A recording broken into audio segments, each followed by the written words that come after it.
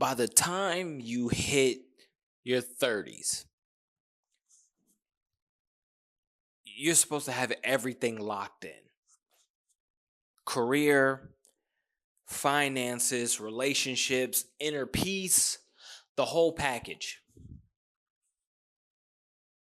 That's the story society tells us, right?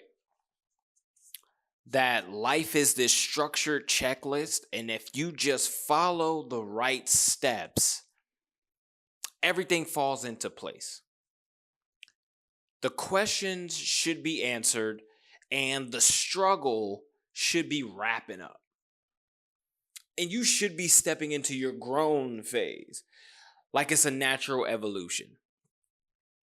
Go to school, get the job, find the person, buy the house, start the family, retire happy. Check, check, check, check, check, right? And when you're young, that feels comforting. It gives you something to aim for. But for so many of us, the reality is a lot messier, because as you get older, the same list starts to feel like weight. Because that happens when you start to fall and falter, right? What happens when your life doesn't look like that? What happens when you're 30 something and still searching, still starting over, still healing? We're still figuring out what we even want, let alone how to get the shit. Life doesn't move in straight lines. And yet we judge ourselves against this fictional timeline like it's law. And when we fall behind that imaginary schedule, we don't just feel lost, we feel defective. Like we failed at something no one ever truly explained to us in the first place. And that's what I'm just yapping about today. The myth of all figured out. I think there's this haunting silence that shows up when you realize you don't fit the timeline. It's not loud or dramatic. It's silent. It's quiet. Like scrolling through your phone and realizing everyone around you seems to be moving forward and you're just trying to get out of bed. You see announcements, engagements, promotions, vacations, milestones, purchases, cars, houses, clothes, VIP sections, celebrity meetups, and you're proud of them, sure. But part of you wonders, should I be there too? And that wondering turns into worry. And that worry turns into shame. Because the world doesn't just tell us to succeed, it tells us to succeed on time. But what does on time even mean, yo? Whose clock are we syncing our lives to? The truth is that imaginary deadline, it was never built for people with different dreams, different wounds, different lives. It's a performance of perfection, curated and aesthetic that leaves no room for the detours, no space for late bloomers, no love for the people still trying to figure it out. And that's most of us. More than we think, we just don't say it out loud because we're too busy pretending we're fine. It'll happen one day. I guess I'll wait. The harshest part of that pressure is how internal it becomes. It's not even people telling you directly you should be further along. It's how it's embedded in every casual conversation, every family gathering.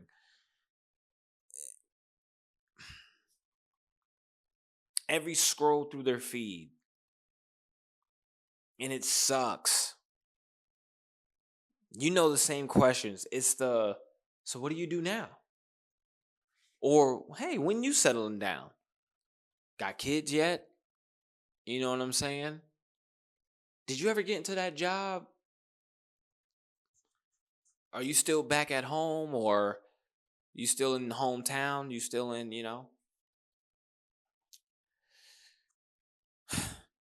Those are questions that land like little emotional grenades being lobbied at you, right? Reminding you of the distance between your reality and the imagined ideal. And you carry that tension everywhere you go. It bleeds into your confidence, into your creativity, into your willingness to dream. Because instead of trusting your process, you start rushing to fix yourself, not out of love, but out of fear. Because in that silence, in that pretending, so many of us start to disappear from ourselves. We shrink, we self blame, we tell ourselves that, fuck, maybe we messed up too much. Maybe we started too late. Maybe we'll never catch up. But what if you're not meant to catch up to a version of life that was never yours to begin with? What if the version of you that's still questioning, still searching, still healing is not behind, but brave? Because here's the secret. Here's the cliche. Nobody really has it all together. Not in the way we think. Even the ones who look like they do, they're carrying their own fears, regrets, and unfinished stories. We're all just doing our best with what we know. So maybe having it all together isn't about perfection. Maybe it's about showing up for your life with honesty. I feel like a lot of us we aren't as honest with ourselves as we like to be, or as we need to be. We have to own our own pace, right? Making peace with the unknown, because I think that's real maturity. That's real power. But even as we try to chase that perfect timeline, we run head first into another trap. One that tells us our worth is measured by how hard we hustle. We live in a world that worships the grind, right? And we live in a world that celebrates exhaustion like it's a sign of honor. We hear it all the time. Yeah, no rest for the wicked. We gotta boom, boom, boom. You know what I'm saying? Boom, boom, boom, boom. Like, you know what I'm saying? Like, you ever cooked you know what I'm saying? Can't say that part. Actually, I can. But seriously, right? You wake up early. You skip meals. You overbook your calendar. You ignore your body, and people call it discipline, passion, hustle. But we never stop to ask, why is suffering the cost of success? Why do we have to break ourselves down just to prove that we're worth something? Somewhere along the line, we confused pain with purpose. We mistook burnout for ambition. The grind sells us this lie that if you just keep going, keep working harder, longer, faster, you'll finally make it. But that making it always moves. The bar rises, the goal shifts. And all the while, you're running on fumes, my G. Convincing yourself that this is what winners do. This is how I can make it.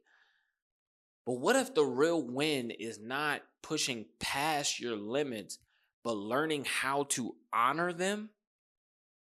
What if success isn't found in sleepless nights and missed memories, but in knowing how to rest without guilt? I used to think if I slow down, I fall behind. I already feel like I'm way behind because I feel like I started the content creation life so late. Even with these just yappings, as much as I like them, if anybody's been here on the channel for a minute, which of course I appreciate you, but if anybody's been here on the channel for a minute, I was doing indie horror games and other stuff. I do a lot of stuff, and I always felt because I had to catch up with all the stuff I wanted to do to catch up to where I kind of want to be, where I see others are. So I thought rest was weakness, that taking a break meant I didn't want it bad enough. But all it did was push me closer to a version of myself I didn't even recognize. Numb, bitter, and disconnected. I was in relationships at some of the most hardworking times of my content creation career. And, I neglected because I was like, I gotta do this video. I gotta stream. I gotta always be thinking of the next idea. I didn't stop to think about the people I was in the relationship with, like the women that wanted to spend time. You know what I'm saying? And in a relationship, that's part of the give and take, right? Like you gotta spend time. That's part of love right there.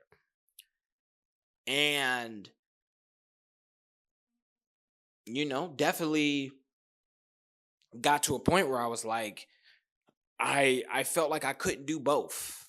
You know what I'm saying? I felt like, oh, if you want me to stop working on my goals, you don't really believe, or you want me to stop working on my goals for the sake of spending time. And what and I'm trying to I'm trying to do the stuff so we can have the ability to spend so much time in the future, because I'm able to do what I want when I want, and we could do all the time, we could spend all the time, we could do all the things. And same with friends, right? I there's times where I didn't go out and hang with friends because I was doing the content thing. I had to stream today. I had to record this video. And yes, there is some discipline in that. But it can disconnect you all the same. That person who loves you and cares about you and just wants to spend time with you, when all you talk about is a video idea, or why your viewership on Twitch isn't as high as you would like it to be, and why making this video is more important than going to the movies. It leaves you disconnected, and that's what happened with me. It left me very disconnected. I am a much better person with my time now, and the way I spend time with people now, 100%. But back then, when I first started, when I was trying to take content and streaming seriously, a lot of people fell to the wayside, you know. Um And when I finally paused, when I finally stopped, when I finally stepped off that treadmill, I realized something that changed everything. I was chasing a version of success that never included me, just my output, just my achievements, just my image. And I know I'm not alone in that. So many of us are fighting to be seen in a system that only values us when we're producing. But your worth isn't tied to your resume. Your soul doesn't need to be monetized. Your spirit doesn't need to be optimized. You are more than a brand, more than a job, more than a rise and grind, more than a quote with lo-fi music in the background.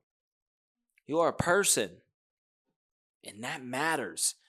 And you should be chasing success that includes you as a person, as the whole person you are, as a human, not just as your video on YouTube or your stream on Twitch. You know what I'm saying?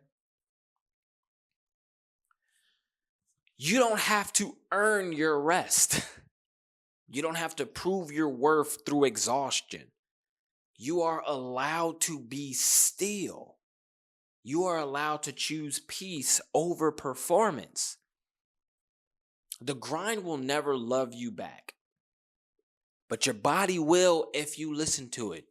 Your mind will if you listen to it. Your heart will if you listen to it. Your joy will. If you protect it, your life will. If you live it on your terms, not the ones someone else sold you. And even if we survive the grind, we're left chasing a destination that never really delivers what it promises. You ever notice how there, like THERE, like there, never feels like enough? Oh, I get there. When? I don't know. But I'm going to get there. When? I don't know. I'm getting there. Getting where? Where are you getting? You work so hard to get to a certain place. The job, the title, the partnership, the milestone. And the second you get it, the high, it fades. And suddenly you're asking yourself, okay, so what's next? Where's the new there? It's like we've been taught to climb constantly. No time to rest, no time to appreciate. Just up, up, up, up, up, up, up, up, up, up, up, up. Chasing a version of peace that's always like 2 steps away. And it's not because we're ungrateful. It's because we conditioned to attach our worth to what we accomplish instead of who we are. We think if we just hit the next thing, then we'll feel valid, we'll feel loved, included. We get that sense of community we always wanted. Then we'll finally feel like we're finally safe. But that's not safety. That's dependency. That's a cycle. And it keeps spinning until you burn out or break. The idea of there is dangerous because we've been conditioned to attach our worth to what we've accomplished. And that plays tricks on us, right? Into abandoning the present. We're always waiting for some magical future where everything makes sense. One day you're going to boot up the stream and you're going to hit that concurrent viewership you always wanted. You're going to upload your YouTube video and it's going to get all the engagement and comments and likes and views in the world. You're going to upload your clip to Twitter or TikTok and it's going to go viral and It's going to go into lasting followership. But life doesn't give us that kind of certainty. It gives us moments. And we miss them. We miss ourselves. Chasing a finish line that was never real in the first place. And that's the lie. That if you just achieve enough, you'll finally feel whole. But wholeness doesn't come from arrival. It comes from alignment. And alignment means asking the hardest questions, right? Not what do I want to achieve, but what do I want to feel? Not how can I win, but how can I live? Maybe the reason we never feel there yet is because the version of success we're chasing isn't rooted in our truth. It's rooted in comparison, in fear, in scarcity. And we're not designed to thrive like that. You can barely live like that. So what if instead of running towards there, we grounded ourselves here? What if we give ourselves permission to stop, pause, to feel, to celebrate how far we've come, even if it doesn't look impressive to anyone else? What if peace wasn't something we earned at the finish line, but something we built in the middle of the mess? Because in the middle of that endless climb, you know what we do? We open our phones, and suddenly the illusion of there gets broadcast back to us tenfold. Social media has made it incredibly easy to compare our everyday lives to someone else's highlight reel. You wake up tired, maybe anxious, maybe unsure of your next move, and before your feet hit the fucking ground, you're already 10 posts deep into someone else's engagement photo shoot, someone's new car, someone finally bought the house, someone got approved for a creator program you applied to, someone got approved for a panel you wanted to do, someone met the celebrity you wanted to meet, someone got the check that you wanted. And it's not even that you're bitter. You're happy for them. I hope you're not bitter. That's not a way to live. But a small voice still creeps in whispering, damn, why not me? What does it take for me to get that? That's the part no one talks about. The quiet erosion of self-worth that comes from constantly seeing curated perfection while you're sitting in your own uncertainty. The problem isn't just envy, it's distortion. We forget that social media is a lens and not a mirror. People don't post their breakdowns. Some do. People don't post, it's not common that people post their bank account overdrafts or their therapy sessions or their sleepless nights wondering if they're a failure. They post the wins, the moments that look like stability. But when that's all we see, our brain starts to believe we're the only ones fumbling. That we're the outlier, we're the fuck up. And that belief creates isolation. It separates us from each other and from compassion. Not just for others, but for ourselves. We stop giving ourselves grace. Even worse, it creates the illusion of this perfection. It creates the illusion of this finish line. Once you hit certain milestones, life gets easier, cleaner, more beautiful. But life doesn't work like that. Everyone has private struggles, even those with the perfect aesthetics. And if we could really see behind the curtain, we'll probably realize most of us are doing the same damn thing. just trying to hold it together while hoping no one notices we're falling apart. So if you are scrolling and feeling small, breathe, disconnect, come back to your reality, because this, your life, with all its flaws, is not less real just because it's not filtered. All of this, the pressure, the performances, the comparison, it adds up. And eventually, it starts to take a serious toll on our mental health. The emotional weight of trying to keep up is heavy. Heavier than most of us are willing to admit. That invisible checklist, job, partner, savings, abs, travel, inner peace, is always hovering over us. And when you haven't checked off enough of those boxes by a certain age, it feels like you're already behind before you even had a chance to begin. That kind of pressure doesn't motivate people, it paralyzes them. It turns life into a constant audit where every year becomes less about living and more about catching up.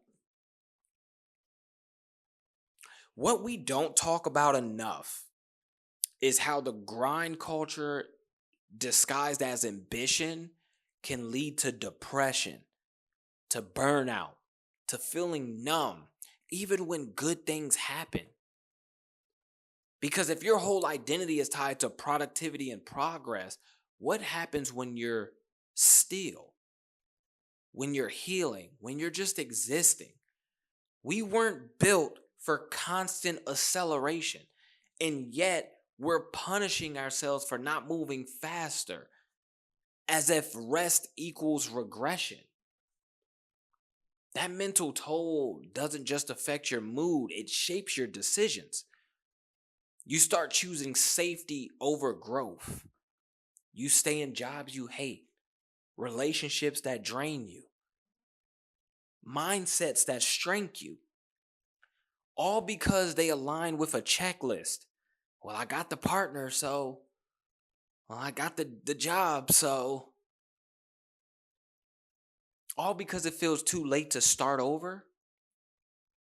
But what we often forget is that stagnation that doesn't feel safe either. It eats at you slowly. And at some point, staying stuck starts to hurt more than taking the risk. Sometimes the bravest thing you can do is just press pause and ask yourself, is this even what I want? Not does this look good? Not will this make people proud of me? But is this mine? Your life should reflect your values, not your fears. And if that means burning the old checklist and starting from scratch at 32, 38, 41, 55, or 67, so be it. There's still time. There's always time. And sometimes that toll doesn't just slow us down, it convinces us to stop trying altogether because we're so afraid of falling even further behind. The fear of failure isn't just about embarrassment. I have a big fear of failure, y'all. And it's about distance for me. We're terrified that if we try and fail, we'll fall even further away from the dream, from stability, from the version of ourselves we're trying so hard to become. So instead of risking failure, we settle for a life that feels just safe enough.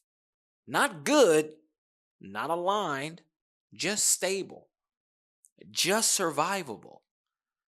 And we tell ourselves that's mature, That's responsible. That's what being an adult is. But deep down, most of us know when we're settling. We can feel it in our bones.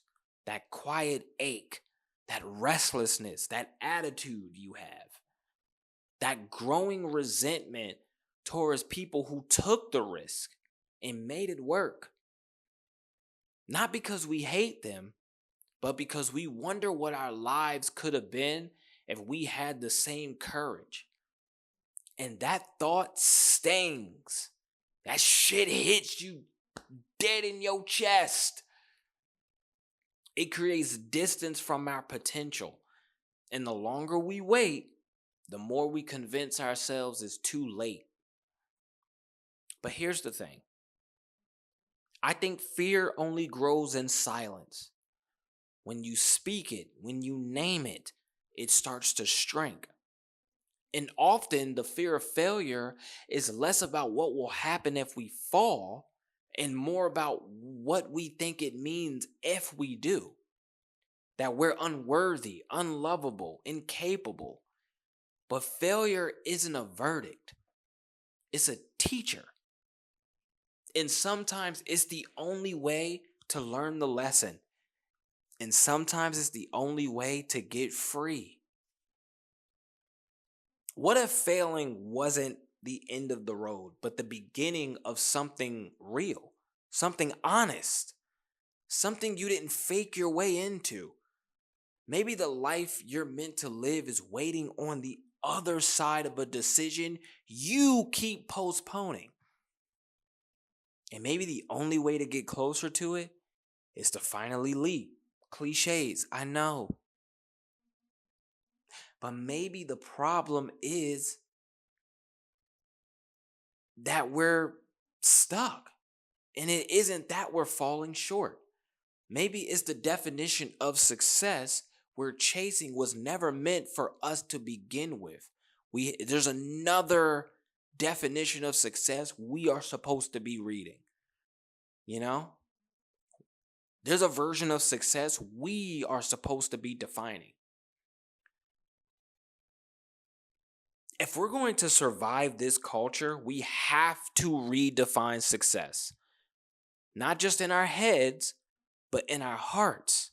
We have to stop measuring our lives by what we've collected and start measuring by what we've created.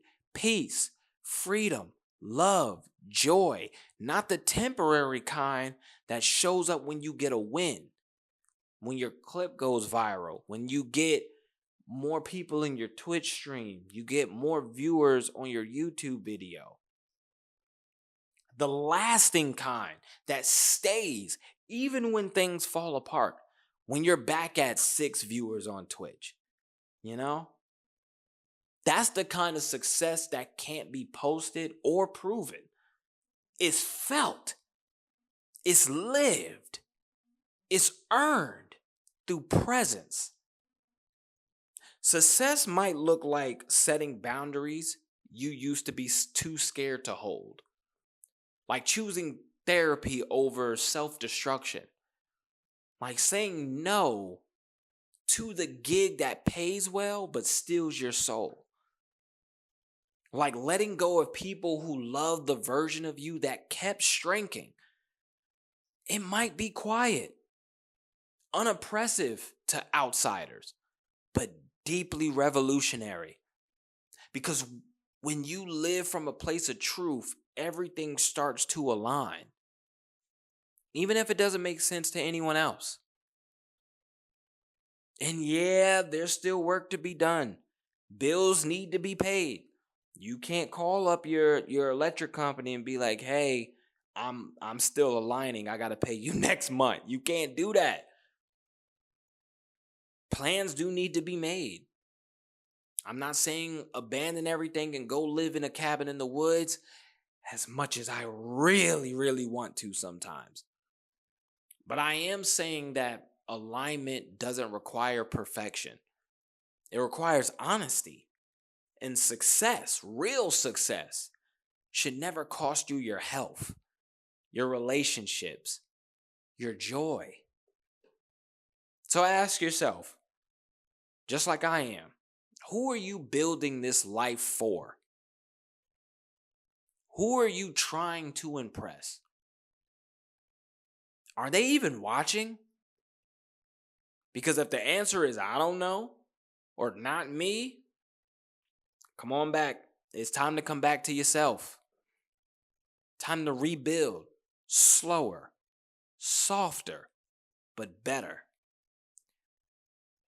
But let's take it one step further.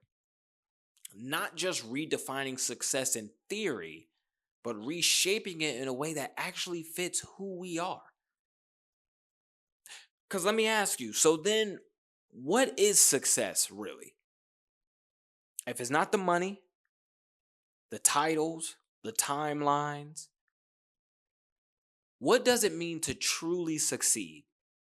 I think success is knowing yourself deeply and choosing to honor that knowledge every day. I think even when it's convenient, even when it costs you something, even when it means going against what everyone else is doing, success is saying, this is who I am. I will not abandon that to fit in. Success is rest, is joy, is creating a life that feels honest, not just impressive. It's building relationships that feed your spirit. It's crying when you need to.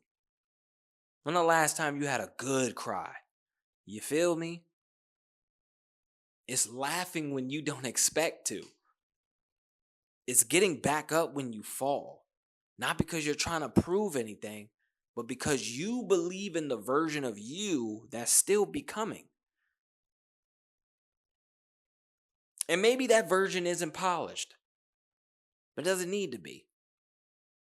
It's not the one you see on magazine covers or highlight reels, but it's real and it's yours.